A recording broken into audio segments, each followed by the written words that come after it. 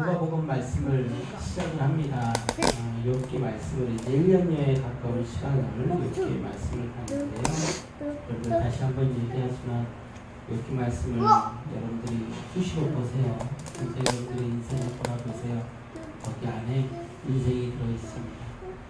오늘부터 이제 누가복음을 볼 건데 누가복음을 보기에 앞서서 이제 제가 계속해서 찬양도 그렇고 순종에 관한 어떤 메시지들을 찬양 가운데도 계속해서 던졌어요. 지금은 세상에 사는 사람들이 너무 똑똑해요. 괜찮아요, 괜찮아. 내비두셔. 세상 사는 사람들이 너무 똑똑해요. 그래서 순종을 모릅니다. 순종하려고 하지 않죠. 하나님 앞에서도 자신의 주장, 자신의 생각을 내세울 때가 많아요. 앞으로 젊은이들은 더욱더 하나님을 믿기 어려워질지도 모르겠어요. 여러분들 기독교 신앙은요, 순종과의 싸움입니다. 매번 얘기하지만 아담과 하와가 에덴에서 쫓겨난 이유는 복잡하게 생각할 거 없어요. 뭐 신학적으로 어렵게 설명할 거 없어요. 순종하지 않았기 때문에. 순종했기 때문에 예수님은요, 하나님의 사역을 감당할 수가 있었고요. 순종할 수 있었기 때문에 예수님은 십자가 될 수 있었고 구원을 이루십니다. 너무나도 단순한 거예요. 아담은 순종하지 않았기 때문에 에덴에서 쫓겨난 거고, 예수님은 순종했기 때문에 영광의 자리에 올라간 거예요. 그 이야기를 통해서 성경이 우리한테 전해주는 것은 명확하죠. 순종하지 않으면 천국에 들어가지 못해요. 순종하면 천국에 들어가서 영광스러운 삶을 삽니다. 성경은요, 순종으로 시작해서 순종으로 끝나요. 하나님은 우리에게 요구하는 것은 순종이고 순종. 근데 지금 이 시대가 굉장히 많이 이야기하는 중심 사상 중에 하나가 너의 주장을 펼쳐라. 너의 주장 옳으니까 너의 주장 펼쳐라. 여성이든 어린아이든. 그래서 여러분들 보세요. 사회 현상을 보세요. 세상이 어떻게 흘러가고 있나 보세요. 남자끼리 결혼해도 괜찮아. 너의 주장이니까. 여자끼리 결혼해도 괜찮아. 너의 주장이니까. 부모가 너희들에게 손을 대면 신고해도 괜찮아. 너의 주장이니까. 물론 악한 사람들이 너무나도 많죠. 자식들을 학대하고 자신들이 힘이 있다는 이유로 사람들을 힘들게 하는 사람들이 많죠. 선생님들마저도 어떤 죄악된 모습들이 세상 가운데 많이 드러나고 선생님으로서의 어떤 존경심이 무너지고는 있죠. 그렇다고 아이들한테 전부 다 그것만 가르치는 거예요. 어떻게 하면은 너의 생각을 펼칠 수 있는지. 그것이 옳은 거예요. 그것이 옳은 거예요. 선생님에게 저항하고 반항하고 세상에 저항하고 반항하고 어른들에게 저항하고 반항하고 부모에게 저항하고 반항하고 그것이요 하나의 어떤 정의로운 어떤 선택인 것 마냥 똑똑한 자들의 선택인 것 마냥 세상이 그렇게 가르치고 있죠. 그렇게 자란 아이들이 어떻게 순종이라는 것을 용납할 수 있을까요? 하나님께 순종하라는 거예요. 이유불문하고 우리는 옳지 않다는 거죠. 우리의 생각은 틀렸다는 거죠. 그리고 하나님께 순종하라는 게 성경의 가르침이에요. 여러분들 보세요. 지금 시대를 살아가는 어른들마저도 아니 예전부터 그러긴 했죠. 근데 지금은 더욱더 그게 심해졌다는 거예요. 그래서 순종하려고 하지 않아요. 왜 내 생각은 이런데? 왜 내 생각은 이게 맞는데? 아니요, 그렇지 않아요. 때로는 바보같이 순종할 줄 알아야 돼. 그게 여러분들 우리의 삶 속에서 드러나지 않으면요, 하나님께 순종한다? 순종 안 된다니까요. 삶 속에서 내가 누군가를 사랑하지 않는데 하나님을 사랑한다? 안 된다니까요. 안 돼요. 우리가 이제 누가복음을 바라보면서 이제 뭐 자세하게 그 이야기들을 해 나가겠지만 누가복음은 제자에 관한 이야기입니다. 여러분들 제자가 해야 되는 가장 중요한 덕목이 뭘까요? 어디 나가서 복음을 전한다? 선교를 나간다? 아니면 누구를 섬긴다? 가난한 자들을 섬긴다? 여러분들 그 모든 것의 저변에는 뭐가 깔려 있는 거예요? 순종이 깔려 있어요. 순종하지 않는데 어떻게 그게 가능하죠? 순종하는 마음이 없는데 어떻게 나가서 선교를 하면서 온전히 선교를 합니까? 선교를 나갔다가도 갈등을 겪고 들어오는 선교사님들 많아요. 목사가 됐다가도 갈등을 겪다가 목회 포기하는 목사들 많아요. 왜 그럴까요? 순종하지 못하니까. 바보처럼 순종해야 돼요. 바보처럼. 남편에게 바보처럼 순종하려잖아요. 근데 안 하잖아요. 지금 이 시대에 어떤 아내가 남편에게 바보처럼 순종하는 아내가 어디 있습니까? 진짜 뽑아보기 힘들어요. 근데 성경에서는 매일같이 가르치는 거 뭐예요? 여러분들 매일처럼 그 5월달 되면은 매일같이 성경에서 가르치는 게 뭐예요? 에베소 말씀을 통해서 남편에게 뭐해라? 복종해라. 순종해라. 근데 이유가 많은 거예요. 점점 목사들이 설교할 때 이유가 많아져요. 단서가 많아집니다. 저도 설교를 할 때 그런 적이 많았어요. 아, 이렇게 얘기하면 거부감들이 있을 텐데, 불편한 거 많을 텐데. 근데 성경은 그렇게 얘기하잖아요. 근데 그렇게 안 하잖아요, 여자분들. 어떤 여자들이 순종하고 어떤 여자들이 복종을 합니까? 절대로 안 하죠. 절대로. 그게 필요하다니까요. 그런데 그게 필요하다고요. 그렇게 하지 않는데 어떻게 하나님께 순종을 해요? 그거 다른 문제라고요? 천만의 말씀이에요. 내가 내 삶 속에서 순종이라는 게 내 삶의 어떤 그 유전자로 자리 잡지 못했는데, DNA로 자리 잡지 못했는데 하나님께 순종한다? 거짓말이라니까요. 여러분들 지금 삶 속에서 얼마나 하나님께 순종하세요? 여러분들의 삶 속에서 열매를 맺혀지지 않는데 어떻게 하나님께 순종을 합니까? 뭐 다른 단서 달지 않을게요. 그 뒤에 말씀은 또 남자는 여자를 뭐 이렇게 사랑하라 그랬는데 그 얘기 또 단서로 붙여놓고서 여자들 위로하려고 그러고 이런 거 하지 않을게요. 지금 이 세상이, 이 사회가 너무 잘못됐어요. 너무 잘못됐어요. 계속해서 세상은요 뭘 가르치냐면 저항하라는 것만 가르칩니다. 저항하는 게 아주 지혜로운 사람들처럼. 여자들에게 계속해서 우리나라에서 요즘 가장 많이 얘기하는 게 뭐예요? 여자들한테 저항해라. 저항해라. 남자들이 너무나도 여자들을 힘들게 하니까 저항해라. 이거를 끊임없이 쇠뇌시키는 거예요. 언제부터? 언제부터요? 유치원 때부터. 성인지 감수성 해가지고 유치원 때부터 남자들은 잠재적 범죄자들. 그러니까 남자들한테 순종하면 안 돼요. 저항해야 돼요. 그게 옳은 거야. 거기에 나라 예산을요 몇 조씩 들이붓고 있어요. 몇십 조씩 들이붓고 있어요. 그러면서 수많은 강사들이 어린이집 유치원을 따라다니면서 어렸을 때부터 그걸 가르치는 거예요. 완전히 성경에 반대되는 개념이죠. 완전히 성경에 반대되는 개념이에요. 요즘 가장 기독교의 적대시되는 사상이 뭔지 아십니까? 학교에서 가르쳐지고 있는 적대시되고 있는 사상? 여러분들 아시죠? 뭐예요? 뭐예요? 적대시되고 있는 사상이 있잖아요. 아, 이렇게 관심이 없으시면 어떡해요? 여러분들 동성애 같은 거 이야기하면 이제 선생님이든 목사든 그거 잘못됐다고 얘기하면요 그거 법적으로 걸리잖아요. 그거 법안 통과시키려고요 사람들이 눈에 불을 켜고 하잖아요. 교회에서 가르치는 거 중요하지 않은 거예요. 진리 중요하지 않아요. 뭐가 중요해요?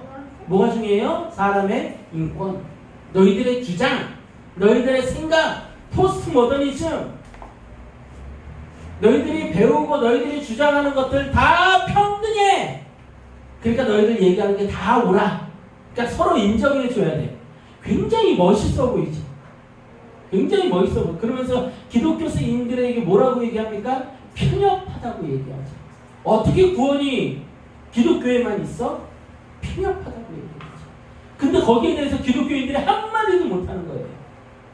왜 한마디도 못해요? 이미 우리는 그렇게 세뇌되어 온 거예요. 어떻게 세뇌되어 왔어요? 그 편협한 거 그렇게 주장하면 안 돼.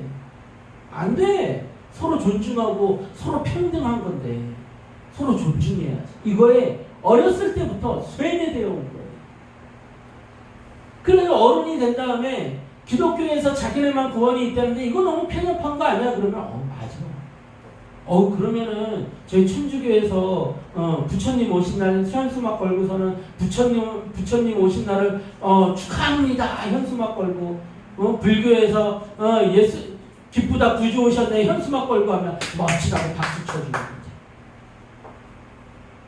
이런 사상 때문에 무너진 게 어디예요? 유럽이라고. 서로를 존중해 주면서 거기에는 뭐 하고 있어요? 남자끼리 결혼하잖아요. 그게 옳다고 얘기하잖아요. 남자끼리 사랑하잖아요. 섹스하잖아요. 근데 그게 아무 문제 없다는 거잖아요. 심지어는 어디까지 그렇게 되고 있어요? 미국까지도 그렇게 되고 있잖아요. 근데 미국이 점점 평등해지나요? 점점 아름다운 사회가 되가나요? 점점 마약은요. 점점 들끓고 학생들이 어떻게 해요? 무슨 짓을 저질러요? 매일 미국에서 들려오는 가장 충격적인 요즘 뉴스가 뭐예요? 총기 난사 사건. 자기 마음에 안 들면 어떻게 해요? 총으로 쏴주는 거예요. 총 들고 가가지고 학생들이 그냥 쏴주게. 너희 나를 불쾌하게 만들어? 나를 열받게 만들어? 너희 다 죽어야 돼. 그래서 막 총으로 쏴주는 그런 사상들이 왜 생겨나는 거예요? 다 그 저변에 그것이 깔려있기 때문이에요. 너희들 순종하지 마. 네가 오라. 네 인격이 중요한 거야. 죄로 물든 인격이 뭐가 그렇게 중요합니까? 죄로 물든 인격이 뭐가 그렇게 중요해요? 타락해버려서 어디 하나 선한 거 하나 찾을 수 없는 그 인격이 뭐가 그렇게 중요해요? 근데 기독교 사상으로 물들어 있는 그 미국에서조차도 사람들의 평등, 존중 그런 거 막 쩔쩔쩔쩔 매고 사람들 표 하나 받으려고 서로 그냥 동성애 인정하고 법안으로 인정해주고 교회에서 학교에서 동성애에 대해서 잘못됐다고 얘기하면 너희들 그거 잘못된 거야. 감옥 가야 돼. 라고 협박하고 압박하고 점점 뭐가 사라져가요? 진리가 사라져가요. 진리는요 편협해요. 그렇기 때문에 진리예요. 진리는요 타협이 없어요. 그렇기 때문에 진리예요. 진리는 양보가 없어요. 그렇기 때문에 진리예요. 그게 진리인 거예요. 영원히 변하지 않는 거. 영원히 변하지 않는 거. 영원히 변하지 않는 진리가 뭐예요? 하나님은 선하시다. 하나님은 창조주이시다. 예수님만이 구원자이시다. 우리는 죄인이다. 이거 진리예요. 진리. 예수님을 믿어야만 구원받는다. 이거 진리예요. 이런 거에 양보가 없는 거예요. 제가 왜 이 이야기를 하면서 시작을 하냐면 여러분들 누가복음 말씀을 보면서 제자에 관한 어떤 말씀들을 여러 가지 방면으로 제가 강연을 하고 그런 것들 물론 중요하죠. 신학적으로 설명해주고 예화를 들어서 설명해주고 여러 가지 설명해주고 욥을 1년 동안 얘기하고 중요하죠. 근데요 말씀에 순종하지 않으면 아무 소용이 없어요. 제가 말씀을 전하면서 제가 매번 고민하고 갈등합니다. 어떻게 전해야 되나? 어떻게 전해야 되나? 아무리 강조하고 아무리 자세하게 풀어서 설명을 하고 그래도 안 되더라고요. 받아들이지 않더라고요. 변하지 않더라고요. 근데 이유는 너무나도 단순한 거예요. 이유는 뭐예요? 순종하지 않기 때문에 저항하는 마음들만 마음 가운데 가득한 거예요. 내가 높이 올라서려고 하는 마음만 가득한 거예요. 그게 무슨 말씀이 들려요? 앞에 있는 목사 위에 머리 위에 서려고 하는데 무슨 말씀이 들리냐? 그러면서 나는 하나님 말씀을 듣는다고요? 거짓말이라니까요? 거짓말이라니까요? 하나님이 웃으세요. 여러분들 삶 속에서 부모에게 순종하세요. 남편에게 순종하고요. 그리고 앞에서 말씀 전하는 목사님에게도 순종하세요. 적어도 이 설교 시간만은 그 마음을 가지세요. 그래야만 여러분들 말씀이 들립니다. 그리고 그 말씀이 여러분들의 삶을 변화시킬 수가 있어요. 여러분, 이 말씀이 여러분들의 삶을 변화시키지 않으면요, 아무 소용이 없다니까요. 아무 소용이 없어요. 여러분들 지금까지 설교를 몇 번을 들었어요. 세지도 못하잖아요. 수천 번, 수만 번, 수십만 번의 설교를 들었는데 왜 싸워요? 왜 분쟁해요? 왜 불안하고 왜 두렵고 믿음의 확신도 없고 변하지 않잖아요. 이유는 너무나도 단순하죠. 한마디의 말씀을 듣더라도 그 순종합니다. 제가 이번 주에 아주 충격적인 일을 겪었어요. 제가 우리 아들한테 신발을 정리하라고 했어요. 하상아, 신발을 이렇게 벗어놓고 뿌려두고 이렇게 가면 너무 지저분하고 먼지도 떨어지고 누군가는 이걸 치워야 되잖아. 신발을 이렇게 정리하는 게 어떨까? 라고 얘기했을 때요, 저 아이가 뭐라고 했을 것 같아요? 뭐라고 했을 것 같아요?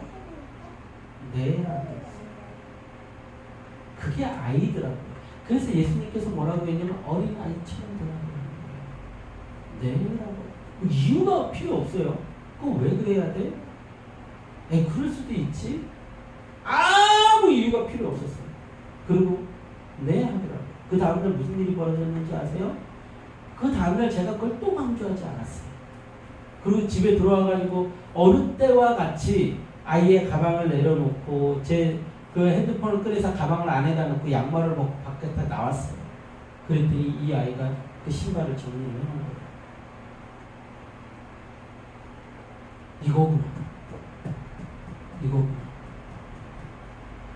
너무 고맙고 너무 감사했어요. 아이한테 너무 고마웠어요. 그 한마디 이야기를 들어준 거예요. 단 한 번에. 이유도 필요 없고 단서도 필요 없고 저항도 필요 없어요. 그걸 들어주는 거예요. 저 아이가 어떻게 클지가 보이는 거예요.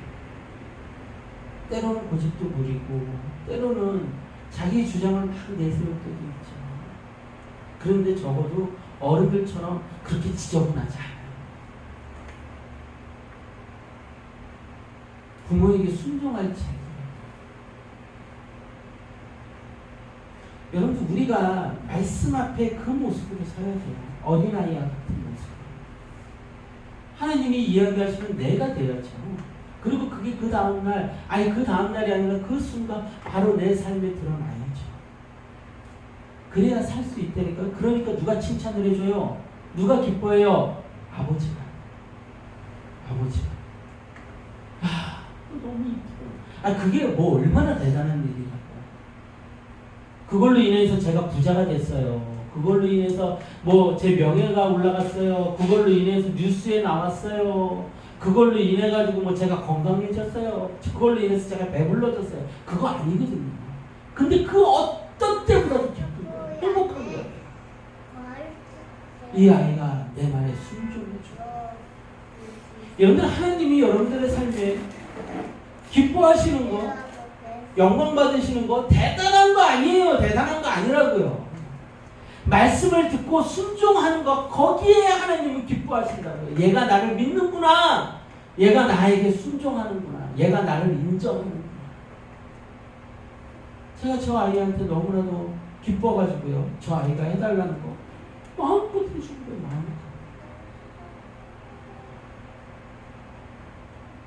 그게 하나님 아버지의 마음이라고요.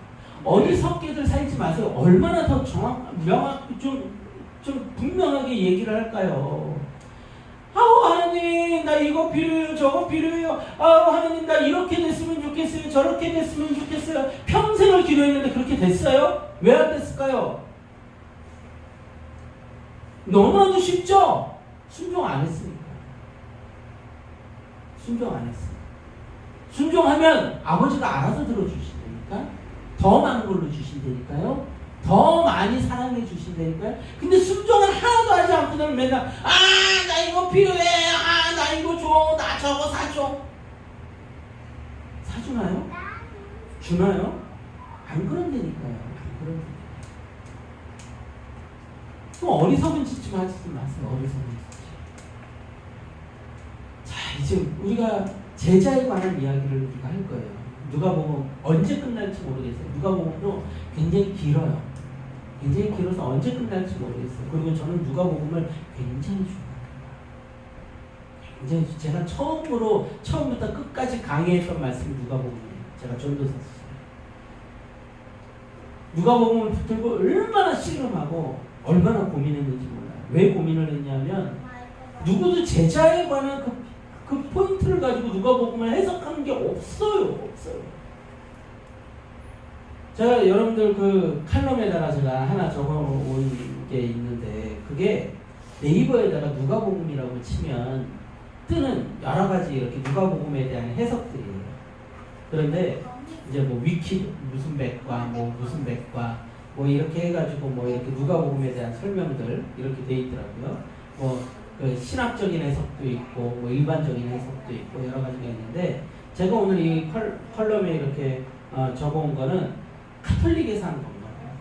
그래서 뭐라고 돼 있냐면 제가 오해의 소지가 있을까봐 다 루가복음이라고 돼 있는 걸 다 누자로 다 바꾸고 그리고 마리아 송가 뭐라고 돼 있는 거를 제가 그 송가 쪽은 이렇게 빼고 찬가 마리아 찬가 뭐 저거 돼 있는 거는 찬가라는 말은 다 빼고 마리아라는 거만 이렇게 넣어놓고 몇 개 이렇게 수정을 했는데 그렇게 해놨어요. 근데 이 내용이 뭔지 아십니까?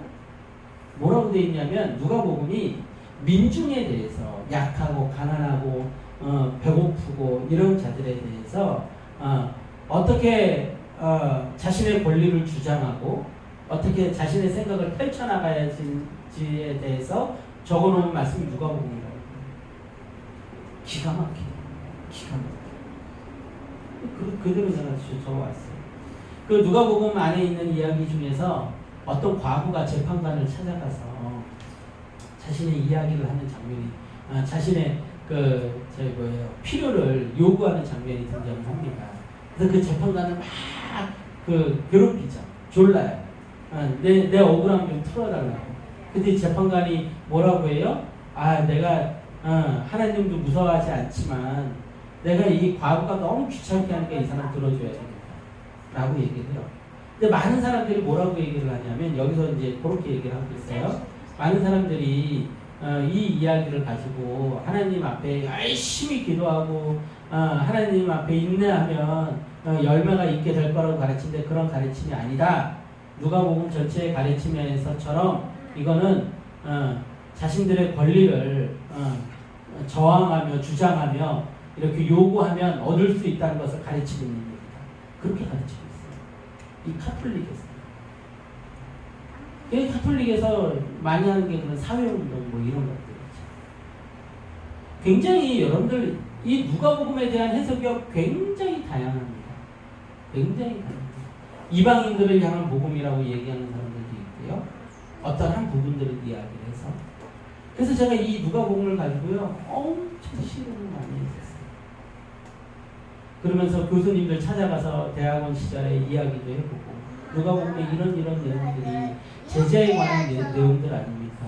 이런 부분들은 누가복음에 등장하는 부분이 아닙니까? 라고 얘기하면서 교수님들 찾아가서 누가복음 강의하시는 그 교수님들한테 가가지고 막 몇 시간씩 붙잡고 얘기도 하고 막 그랬던 게 바로 누가복음 말씀입니다.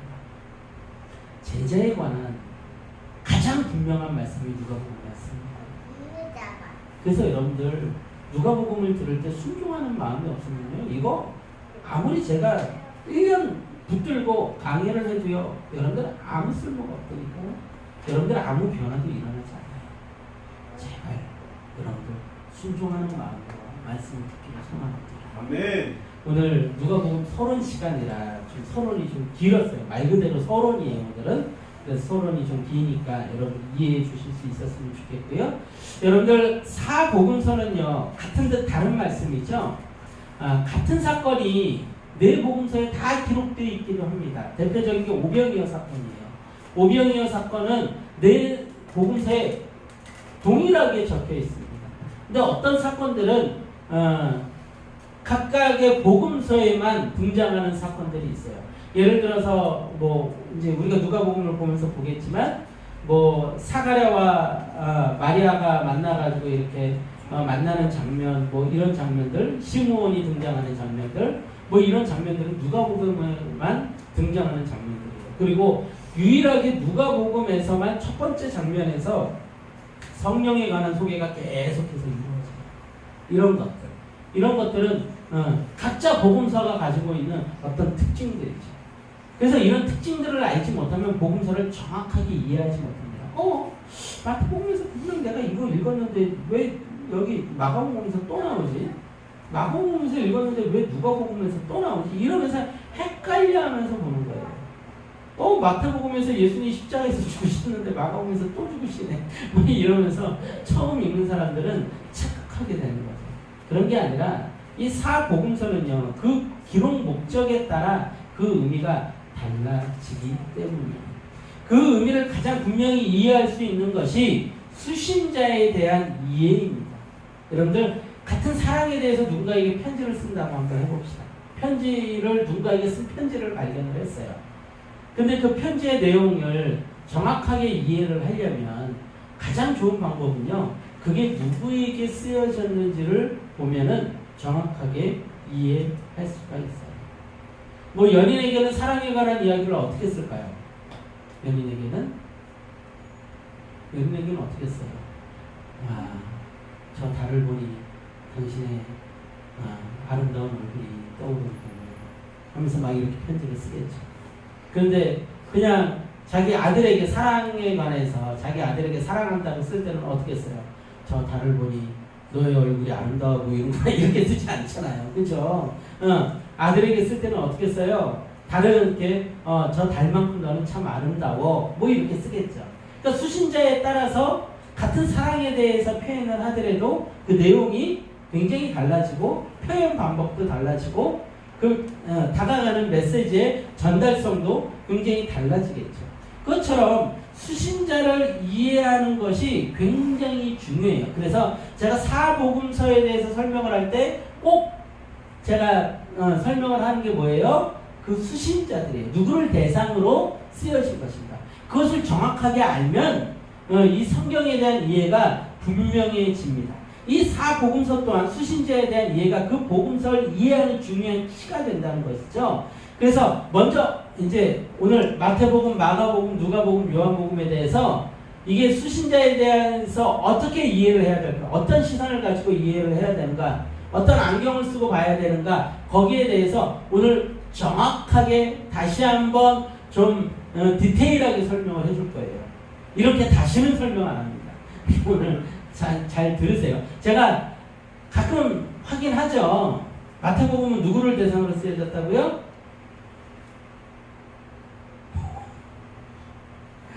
우와, 진짜. 제가 이게 유대인, 그쵸. 유대인들을. 왜 유대인들을 대상으로 쓰여진 걸 어디를 봐서 알 수 있어요? 이것까지 맞춰주면 제가 감동할게요. 유대인은 너무 쉽고, 그죠? 제가 이거를 수십 번 얘기했거든요. 뭘 보면 마태복음 유대인들을 대상으로 쓰여진 거라고. 예? 오유, 역시 모범생이 예수님의 족보라 그랬잖아요. 마태복음의 시작이 뭘로 시작이 돼요? 예수님의 족보로 시작이 되잖아요. 왜 족보가 중요할까요? 유대인들에게 예수님이 메시아이심을, 다윗의 후손이심을 이해하게 하고 시작하는 것이 중요하기 때문이죠. 유대인들은 그것을 굉장히 중요시 여기죠. 메시아는 누구의 후손에서 와요? 다윗의 후손에서 나오기 때문이죠. 그래서 그 족보의 이야기가 너무나도 중요하다는 거예요. 한번 봅시다. 마태복음 1장 1절에서 2절 말씀 한번 봅시다. 마태복음 1장 1절에서 2절입니다.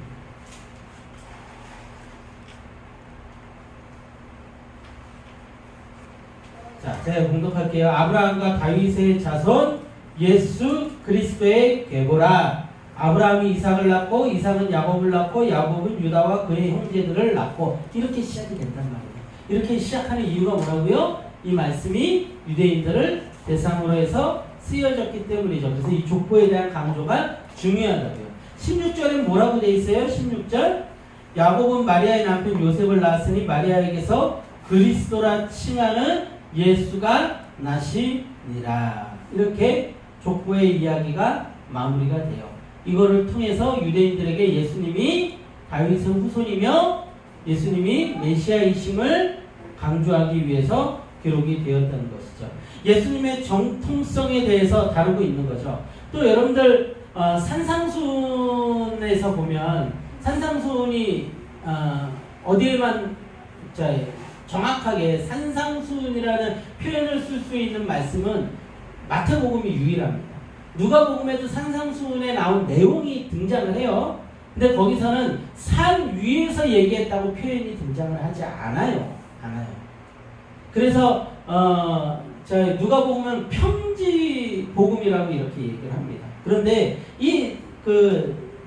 마태복음은 산상수훈은 산 위에서 표현했기 때문에 뭐라고 돼 있어요? 산상수훈이에요. 산 위에서 말씀하신 교훈.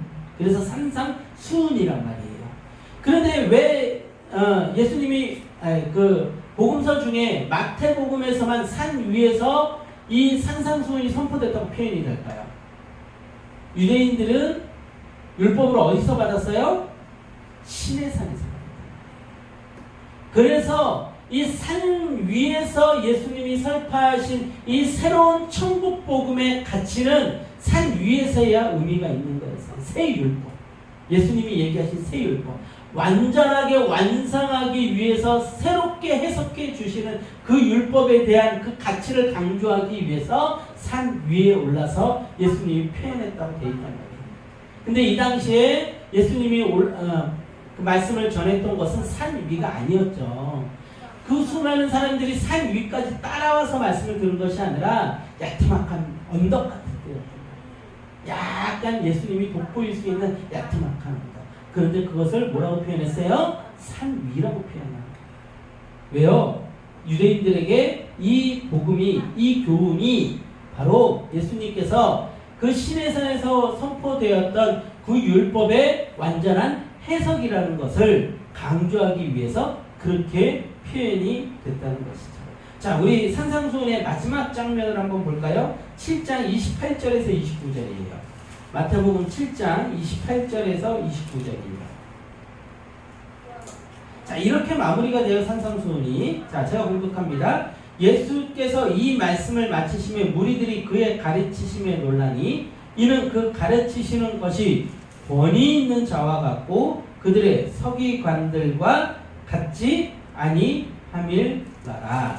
아멘. 어떻게 마무리가 되고 있어요? 예수님께서 이 말씀을 마치시면 무리들이 그의 가르침에 놀라니 이는 그 가르치시는 것이 권위 있는 자와 같고 뭐라고요? 그들의 서기관들과 같지 않은 거예요. 그러니까 그 기존에 서기관들이 가르치던 잘못된 그 율법에 대한 해석을 이제 예수님께서 새로운 산에 올라가서 그들이 그토록 꿈에 그리던 그 시내산, 율법을 받았던 그 시내산, 모세가 하나님께 말씀을 받고 율법을 받았던 그 시내산에서 말씀을 받았듯이 이제는 참 하나님이신 예수님께서 그들에게 새로운 율법을 선포하시는 것이 뭐예요? 산상수훈이라는 것을 강조하고 있다는 것이죠.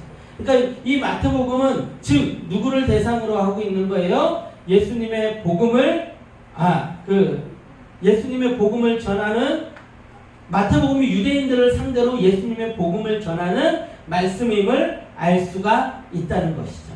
이해되셨죠? 네. 이해되셨죠? 이제 잊어버리지 마세요. 왜 잊어버리지 말아야 될까요? 중요하니까가 아니라 왜 잊어버리지 말아야 할까요? 여러분들이 마태복음을 보면서 그 키를 가지고 보시라고요. 그래야 마태복음의 해석이 되시니까. 여러분들 복음서 신약 성경 읽기 시작하면 제일 먼저 뭐부터 보세요? 마태복음부터 보세요. 그러면 그냥 아무 생각 없이 보시지 마시고 이것이 유대인들을 대상으로 쓰여졌구나. 그 담고 있는 의미는 뭐라고요? 기존의 신앙인들, 굳어져버린 그 신앙인들이 이 마태복음의 말씀을 보면 굉장히 도전도 되고 도움이 되는 말씀이 바로 이 마태복음이에요. 자, 그 다음에 마가복음은요, 그 대상이요, 이방인들이에요. 자, 이제 유대인들에게 복음이 전해졌죠? 그 다음은 대상이 누가 되는 게 맞아요? 이방인들이 되는 게 맞죠. 자, 그러면 그 대상이 이방인들로 기적에 관한 사건들을 주로 다루고 있어요. 그래서 마가복음은요, 사건 위주의 진행이 빠르게 진행이 됩니다. 근데 이 마가복음이 이방인들을 대상으로 하고 있으면서 믿음에 관한 이야기를 다루고 있음을 강조하는 장면들이 있어요. 그러니까 마가복음은 그 이방인들에게 너희들이 예수님을 믿으려면 뭐가 있어야 되느냐? 믿음이 있어야 된다. 구원받으려면 믿음이 있어야 된다. 이것을 강조하는 말씀이 마가복음이라고요. 그래서 굉장히 믿음에 관한 것들을 굉장히 디테일하게 다루고 있어요. 마가복음의 마지막 장면을 보면은요, 그것이 분명해집니다. 자, 마가복음 1장 1절부터 먼저 보고 갑시다. 마가복음 1장 1절. 마가복음 1장 1절. 자, 뭐라고 시작이 되어 있어요? 하나님의 아들 예수 그리스도의 복음의 시작이라. 자, 이방인들에게 전하기가 딱 좋은 선포죠. 뭐라고요? 하나님의 아들이신 예수 그리스도의 복음의 시작인 거예요. 누군가 우리가 믿지 않는 사람에게 예수님의 전할 때는 이거만큼 분명한 선포가 어디 있겠습니까? 하나님의 아들이세요, 그분은. 그리고 그분은요, 예수 그리스도 시작이시고 구원자이시고 그분의 복음의 시작에 관한 이야기가 바로 이 마가복음입니다 라고 소개할 수 있겠죠. 이렇게 시작이 된다니까 마가복음이. 여러분들 그동안은 아무 생각 없이 이 마가복음을 봤던 거예요. 근데 마가복음의 1장 1절부터 이렇게 시작이 됩니다. 자, 마지막 부분은 어떻게 될까요? 16장 11절 봅시다. 16장 마가복음 마지막 부분이 어떻게 돼요?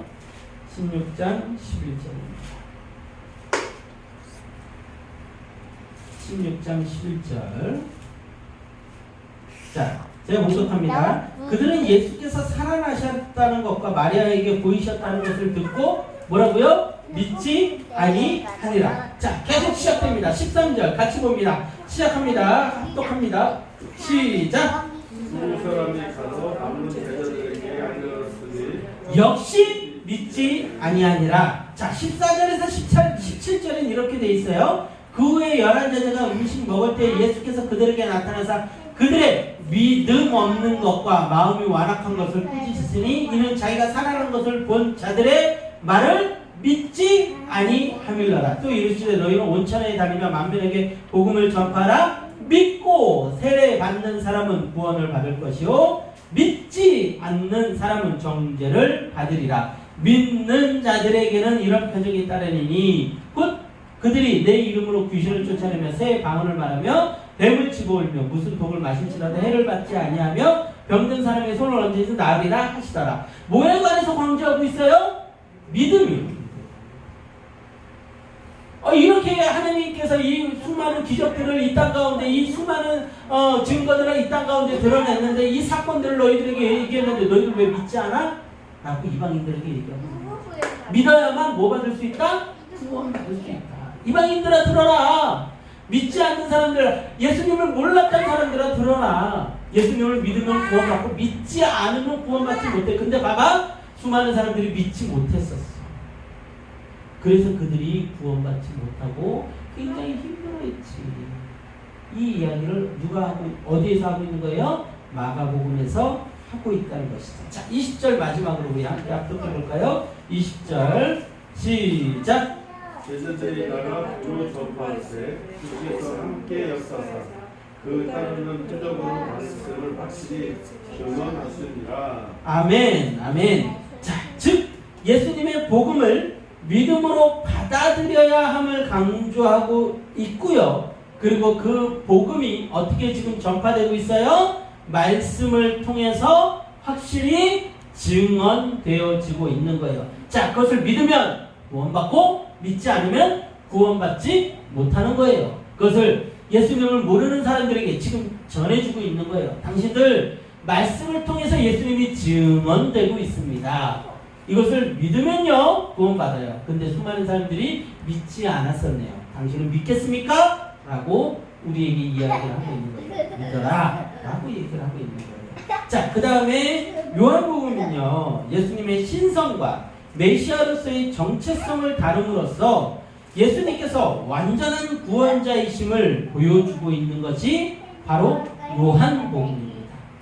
자, 다시 한번요. 요한복음은 조금 어렵죠? 요한복음은 예수님의 신성과 메시아로서의 정체성을 다룸으로써 예수님께서 완전한 구원자이심을 보여주고 있어요. 그래서 제가 이걸 뭐라고 표현했냐면 우주적 복음이라고 제가 표현을 했었어요. 우주적 복음에 관한 이야기가 요한복음입니다. 자, 요한복음 한번 봅시다. 요한복음 1장 1절에서 3절이에요. 요한복음 1장 1절에서 3절이에요. 여러분들 이거 어디 가서 못 들어요. 책에서도 못 봐요. 왜요? 제가 묵상하면서 다 찾은 거니까. 책 하나 본 거 없이 묵상만 해서. 자, 1장 1절에서 3절.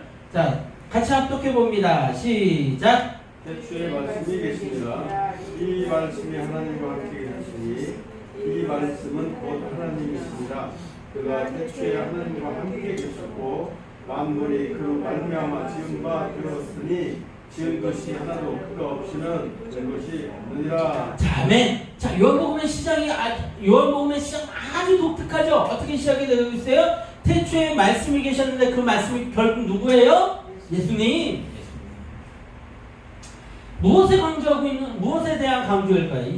이 처음 도입 부분이 무엇에 대한 강조일 것 같아요? 예수님이 누구시다? 하나님이시다. 예수님의 신성에 관해서 강조하고 있습니다. 예수님이 창조주이시며 예수님이 하나님이세요. 보세요. 뭐라고 되어 있어요? 태초에 말씀이 계시니라. 이 말씀이 하나님과 함께 계셨으니 이 말씀이 뭐라고요? 곧 하나님이십니다. 그가 태초에 하나님과 함께 계셨고 만물이 뭐라고요? 그로 말미암아 지은 바 되었으니 지은 것이 하나도 그가 없이는 된 것이 없나요? 여기서 그가 누구예요? 예수님이시죠. 그러니까 예수님이 창조주이시며 예수님이 하나님이시고 예수님이 말씀이시고 예수님이 신이시다. 그것을 강조하기 위한 말씀이 바로 요한복음 말씀이라는 것이죠. 자, 그러면서 요한복음에는 어떤 특징들이 등장을 하느냐? 예수님이 그 하나님이신데 우리의 무엇으로서 오셨어요? 구원자로서 오셨어요. 근데 사람들이 알지 못했죠. 빛으로 오셨는데 그 빛을 알지 못했다는 거예요. 근데 예수님께서 그 빛 되심을, 구원자 되심을 나타내기 위해서 표적들을 보이십니다. 이 표적이라는 제가 맨날 표적 그래서 옛날에 많이 웃고 그랬는데 발음이 안 파. 네, 드디어 배터리가 나갔어요. 이 배터리가요, 이게 다이소 건데 엄청 오래 갑니다. 안 갈고 진짜 몇 달을 가요. 마이크를 좀 바꾸겠습니다. 자, 이 표적이라는 이 세베이온이라는 이 그 헬라어적 표현인데, 이 표현이 요한복음에서만 이렇게 강조가 되면서 등장하고 있어요. 다른 데는 이렇게 강조가 되면서 드러나지 않아요. 그래서 몇 가지의 표적 사건이 등장하느냐? 7가지 표적 사건이 등장을 합니다. 그것을 통해서 성경이 요한복음이 강조하고 있는 것이 뭐냐면 예수님이 메시아다, 구원자다, 그분은 하나님이시다 라는 것을 강조하고 있죠. 자, 몇 절만 한번 찾아봅시다. 요한복음 1장 18절 1장 18절 같이 합독합니다. 시작. 본래 하나님을 본체하셨으되 아버지 품속에 있는 독세 하신 하나님이 나타내셨구나. 아멘, 아멘. 자, 그리고 또 한 절만 더 찾아봅시다. 몇 절 찾아올 거예요. 2장 11절 말씀 봅시다. 2장 11절 2장 11절. 자, 제가 봉독합니다. 예수께서 이 첫 표적을 갈릴리 가나에서 행하여 그의 영광을 나타내심에 제자들이 그를 믿으니라. 뭐라고 되어 있어요? 첫 표적을. 자, 또 봅시다. 그걸 보고 제자들이 믿었다고 기록이 되어 있죠. 자, 또 그 다음 구절은 2장 23절 함께 합독해 봅니다. 시작. 6월절에 예루살렘에 계시니 많은 사람이 그의 행하시는 표적을 보고 그의 이름을 믿었으나. 아멘. 뭐라고 되어 있어요? 행하시는 표적을 보고 그의 이름을 믿었으나. 자, 또 뭐라고 되어 있냐면 3장 1절에서 2절입니다. 제가 봉독합니다. 그런데 바리새인 중에 니고데모라 하는 사람이 있으니 유대인의 지도자라. 그가 밤에 예수께 와서 이르되 라삐여 우리가 당신은 하나님께로부터 오신 선생인 줄 아나이다. 하나님이 함께 하시지 아니하시면 당신이 행하시는 이 표적을 아무도 할 수 없음이니이다. 그 표적이 의미하는 건 뭐예요? 그 표적을 봄으로 예수님이 메시아임을 믿을 수 있는 것이 되는 거고요. 그 표적이 예수님이 하나님이심을 드러내고 있다는 것이죠. 자, 3장 12절 말씀 함께 봅니다. 3장 12절. 자, 제가 봉독합니다. 내가 땅의 일을 말하여도 너희가 믿지 아니하거든 하물며 하늘의 일을 말하면 너희 어떻게 믿겠느냐. 자, 3장 48절 54절이에요. 3장 48절 54절. 자, 제가 봉독합니다. 3장 48절에서 죄송합니다. 3장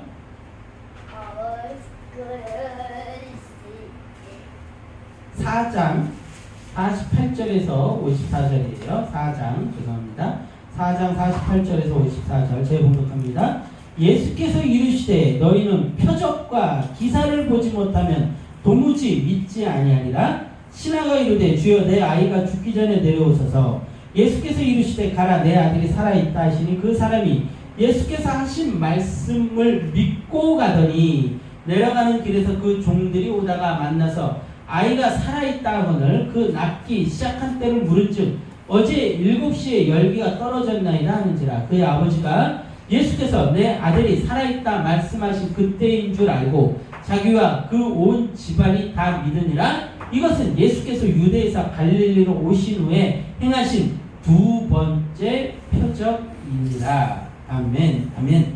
그러니까 무엇을 얘기하고 있는 거냐면 이 표적들을 통해서 예수님은 수많은 상징적 표적을 통해 우리의 믿음에 대해서 질문하고 믿음을 가지고 참 하나님 되시며 구원자 되신 예수님을 믿을 것을 기대하고 계시다는 것이죠.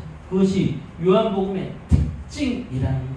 이 표적을 통해서 어떻게 해요? 예수님의 하나님 되심과 구원자 되심을 나타내고 이 표적을 보고 우리가 믿음을 갖기를 기대하고 계시다는 거예요. 그것이 요한복음의 특징이에요.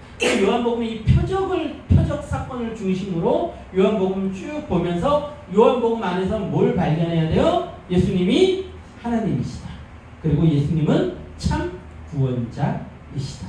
그리고 그 예수님을 믿어야 구원 받을 수 있다. 그것을 요한복음을 통해서 우리가 발견할 수 있다는 거예요. 그러니까 이 어떤 대상들을 통해서 어떤 목적을 가지고 쓰여졌는지를 알면은요 사복음서가 헷갈리지 않아요. 그리고 그 뜻이 명확해진다는 것이죠. 자, 그러면 이제 마지막으로 오늘부터 볼 누가복음에 대한 정확한 앞으로 우리가 누가복음을 어떻게 봐야 될지에 대한 그 방향성을 누가복음 속에서 어떻게 우리에게 가르쳐주고 있는지 우리 한번 찾아봅시다. 누가복음 1장 1절에서 4절입니다. 누가복음 1장 1절에서 4절이에요. 누가복음 1장 1절에서 4절. 자, 우리 아까 함께 봤던 본문 말씀인데 제가 다시 한번 읽어드릴게요. 우리 중에 이루어진 사실에 대해서, 자, 여기서 우리는 누굴까요? 제자들이죠. 예수님을 아는 자들. 우리 중에 이루어진 사실이라면 예수님의 행적을 얘기를 하고 있습니다. 이루어진 사실에 대해서 처음부터 목격자와 말씀에 일꾼된 자들이 전하여 준 그대로 내력을 저술하려고 붓을 든 사람이 많은지라. 그러니까 예수님을 목격하고 그곳에 동참하고 함께 걸어왔던 제자들, 그리고 그것을 함께 경험했던 자들이 예수님에 대해서 기록하려고 한 사람들이 많았다는 것이죠. 자, 3절입니다. 그 모든 일을 근원부터 자세히 미루어 살핀 나도 데오빌로 각하에게 차례대로 써 보내는 것이 좋은 줄 알았노니. 그러니까 이 지금 누가라는 이 의사가, 누가의 직업은 의사예요. 의사라는 사람이 데오빌로 각하라는 사람을 알게 된 거예요. 근데 이 데오빌로 각하라는 사람은 이 표현에서 보면 로마인이었을 가능성이 굉장히 많습니다. 아니면 데오빌로라는 이 이름이 가진 뜻이 뭐라고 했는지 혹시 기억나세요? 몇 번 얘기했는데 데오빌로. 예? 위로하는 자요. 어디서 갑자기 위로하는 자는 어디서 머릿속에 있어가지고 갑자기 위로하는 자. 그럼 바나바죠, 바나바. 막 던지지 마세요, 제발. 정확히 알고 넘어갑시다.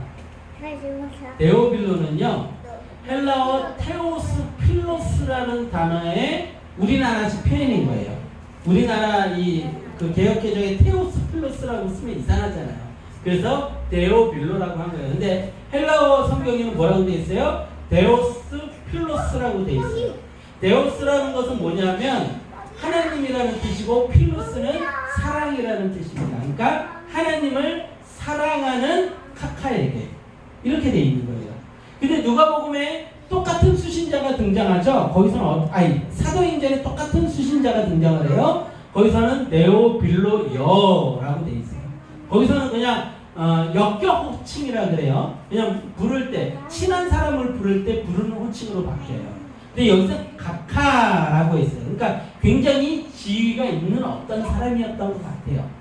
그래서 사람들이 예상을 할 때 데오빌로 각하라는 사람은 진짜 데오빌로라는 이름을 가진 사람일 수도 있고, 그 당시에는 헬라어 이름을 쓰는 사람들이 많으니까요. 아니면 테오스 빌로스라는 어떤 상징적인 표현으로 하나님을 사랑하는 사람, 하나님을 믿기 시작한, 예수님을 믿기 시작한 어떤 사람을 지칭하면서 썼을 수도 있다는 거예요. 이해가 되셨죠? 그런데 각하라는 표현을 쓴 걸로 봐서 여기서는 아직은 이 사람이 어때요? 아직 예수님을 잘 알지 못하고 아직 예수님의 공동체 안에 완전히 들어오지 않은 상태. 그래서 그 데오빌로 각하라는 사람에게 뭐라고요? 이 누가가 차례대로 예수님에 관한 이야기를 써보낸 거예요. 그 써보낸 말씀이 뭐라고요? 누가?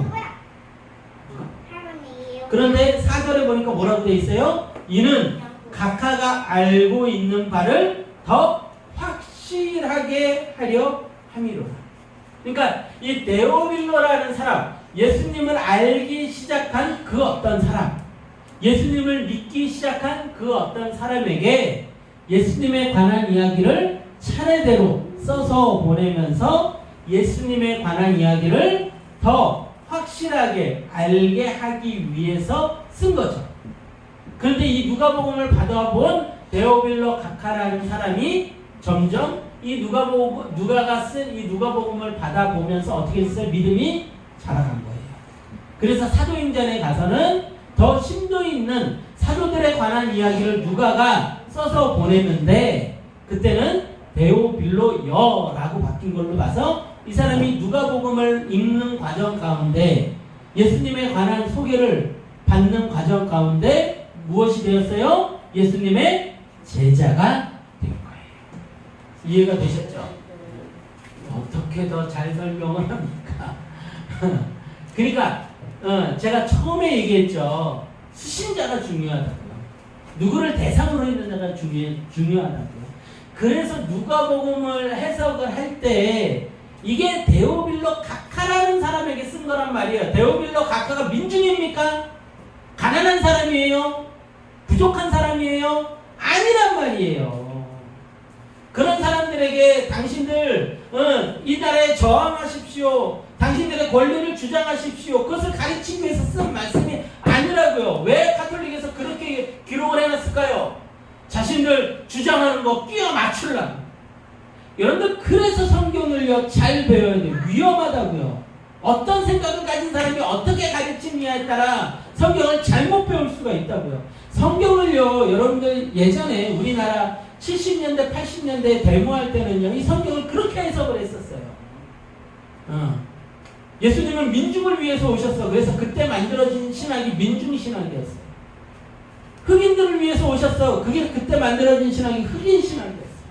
예수님의 말씀들을 자신들의 사상을 위해서 끼워 맞추는 거죠. 굉장히 위험한 거예요. 근데 너무나도 명확하잖아요. 누가가 뭐라고 소개를 하고 있어요. 제가 뭐 다른 이야기 한 거 아니잖아요. 뭐 역사 이야기 한 거 아니잖아요. 뭐 누구 신학자 이야기 한 거 아니잖아요. 정확하게 성경이 쓰여진 대로 얘기했잖아요. 어떻게 했어요?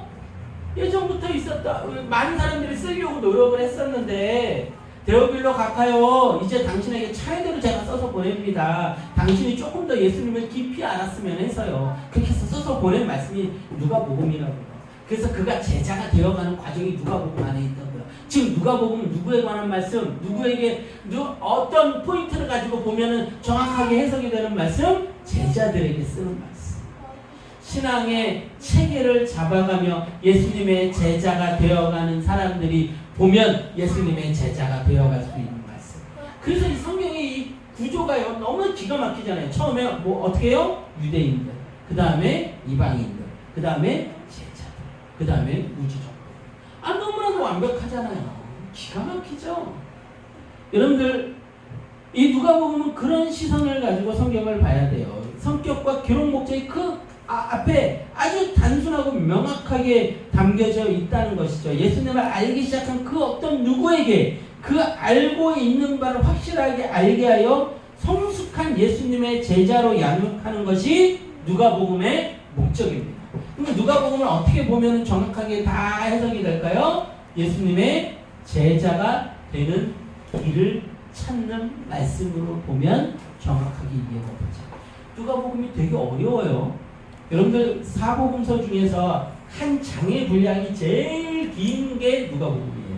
장이 끊어진 이 장의 이 길이가요. 누가복음은 뭐 50몇 절, 60몇 절, 70몇 절 이렇게 돼 있어요. 한 장 안에 절수가. 그러니까 굉장히 한 사건을 어떻게 한 거예요? 굉장히 하나의 목적성을 가지고 디테일하게 풀어간 거예요. 그래서 그것들을 다 연관해서 봐야만 여러분들이 이 장을 나눌 때 이 장 그냥 나눠진 게 아니거든요. 그 당시에 성경에 정통한 신학자들이요 몇 날 며칠을 몇십 며칠을 고민하면서 나온 게 이 장이거든요. 그래서 누가 보면 그렇게 해석이 되는 게 맞아요. 자, 또 한 번 봅시다. 누가복음이 어떤 특징을 가지고 있는지 한 절만 더 찾아봅시다. 누가복음 9장 1절에서 6절이에요. 누가복음 9장 1절에서 6절. 자, 마태복음에 나온 장면과 다 비교를 하면서 보면은 더 이해가 쉬울 텐데 그렇게 보기에는 시간이 너무 많이 걸릴 것 같아서 누가복음 중심으로만 설명을 드릴게요. 누가복음 9장 1절에서 6절. 자, 제가 봉독합니다. 예수께서 12제자를 불러 모으사 모든 귀신을 제어하며 병을 고치는 능력과 권위를 주시고 하나님의 나라를 전파하며 앓는 자를 고치게 하려고 내보내시며 이르시되 여행을 위하여 아무것도 가지지 말라. 지팡이나 배낭이나 양식이나 돈이나 두부롯을 가지지 말며 어느 집에 들어가든지 거기서 머물다가 거기서 떠나라. 누구든지 너희를 영접하지 아니하거든 그 성에서 떠날 때 너희 발에서 먼지를 떨어버려 그들에게 증거를 삼으라 하시니 제자들이 나가 각 마을에 두루 다니며 곳곳에 복음을 전하며 병을 고치더라. 아멘. 자, 이렇게 제자들을 파송하고 제자들이 어떻게 내용이요? 구체적으로 나온 건 누가복음만 나왔어요. 마태복음에도 이런 일반적인 제자들이 어떤 마음을 가지고 살아가야 되는지에 대해서는 나와 있는데 여러분들 시간 되시면 오늘 집에 가서 꼭 읽어보세요. 나와 있는데 이렇게 직접적으로 제자들을 파송하시면서 말씀하시고 제자들이 이렇게 나가서 복음을 전했다는 건 누가복음에만 되어 있습니다. 또 한 절 찾아볼까요? 10장 1절에서 9절입니다. 10장 1절에서 9절. 자, 이 70인 파송 장면은요 말 그대로 누가복음에만 있습니다. 그 안에 있는 내용은 마태복음에 군데군데 펼쳐져서 내용이 있습니다. 근데 이런 식으로 직접적으로 예수님께서 70인을 파송하시면서 하신 것은 요 누가복음에만 있습니다. 이 70인이 정확히 70인이 아닐 수도 있어요. 조금 상징적인 숫자죠. 70이라는 숫자 자체가. 그런데 어쨌든 요 장면은 누가복음에만 등장을 한다는 것이죠. 10장 1절에서 9절 우리 한 절씩 교독해 봅시다. 한 절씩 교독합니다. 그 후에 주께서 따로 70인을 세우사 친히 가시려는 각 동네와 각 지역으로 둘씩 앞서 보내시며 이르시되 출사할 것은 많되 군이 적으니 그러므로 출소한 군에게 청하여 출사할 일꾼들 보내주소하라. 갈지어다 내가 너희를 보냄이 어린 양을 이리 가운데로 보낸 것 같도다. 전제나 사나이나 신발을 가지지 말며 길에서 아무에게도 고난하지 말며 어느 집에 들어가든지 먼저 말하되 이 집이 평안할지어다 하라. 만일 평안을 받을 사람이 곁에 있으면 그렇지 않으면 너희에게 돌아오리라. 그 집에 유하며 주는 것을 먹고 마시라. 일꾼이 그 삭슬 받는 것이 마땅하니라. 이 집에서 저 집으로 옮기지 말라. 자, 요 보면은 위에 그 10장 위에 보면은 여러분들 성경에 있는지 모르겠지만 제목이 써져 있죠. 제목 써져 있는 성경이 있나요? 70일을 세워서 그렇죠. 보내시다 그러고 가로치고 말씀 적혀 있죠. 마태복음 11장 20절에서 24절. 그 안에 요 비슷한 내용이 있다는 거예요. 비슷한 내용이 있는데 이렇게 안 돼 있습니다. 여러분 시간 되시면 보세요. 집에 가서 이렇게 친절하게 안내가 돼 있으니까. 근데 거기서는요 일반적인 어떤 제자들에 관한 걸로 돼 있어요. 근데 여기서는 직접적으로 파송을 합니다. 70인이라는 표현도 누가복음에서만 등장을 한다는 거죠. 자, 굉장히 성격이 분명하죠. 누구에 관한 이야기예요? 제자에 관한 이야기라는 것이죠. 누가복음에서만 등장하는 상징적 장면입니다. 예수님의 제자가 되기 원하십니까? 제가 끓이고 푸셔요. 예수님의 제자가 되기 원하십니까? 네. 그렇다면 말씀의 가르침에 자신을 맡겨보세요. 이제 누가복음 시작하는데 순종하는 마음으로 이 누가복음 들어보세요. 그러면 데오빌로 각하가 데오빌로 여라고 칭해진 것처럼 데오빌로 각하가 공동체에 들어오지 못하다가 이 누가복음 말씀을 통하여서 성숙해져서 공동체에 들어온 것처럼 여러분들도 이제 성숙한 예수님의 제자가 되어 예수님의 그 공동체에 들어갈 수 있게 될 줄 믿습니다. 여러분들 특별한 존재가 되어 특별한 삶을 살아가야 돼요. 특별한 존재 다른 거 없어요. 제자예요. 제자예요. 세상 앞에서 바보가 될 수 있는 존재. 세상이 알지 못하는 비밀을 아는 존재. 그게 제자예요. 제자가 되어야 됩니다. 제자가 안 되면 소용없어요. 제자 훈련 받는다고 제자가 되는 거 아니에요. 여러분들 제자 훈련 받아봤죠? 큰 교회 다니신 분들은 제자 훈련 다 받습니다. 뭐 굉장히 길게 받아요. 6개월 훈련 과정, 길게는 뭐 1년 훈련 과정, 제자 훈련 다 받아요. 그런다고 제자 되는 거 아니에요. 이 예수님의 가르침에 내가 온전히 순종할 때 제자가 되는 줄 믿습니다. 네. 자, 우리 마지막으로 10장, 누가복음 10장 21절, 24절 말씀 함께 봅시다. 굉장히 중요한 이야기가 쓰여져 있어요. 같이 합독합니다. 누가복음 10장 21절에서 24절입니다. 천천히 합독해 봅니다. 시작. 그때 예수께서 성령으로 기뻐하시며 이르시되 천지의 주이신 아버지여 이것은 지혜롭고 슬기 있는 자들에게는 승리시고 어린 아이들에게는 악사 되시는 감사나이다. 옳소이다. 이렇게 된 것이 아버지의 뜻입니다.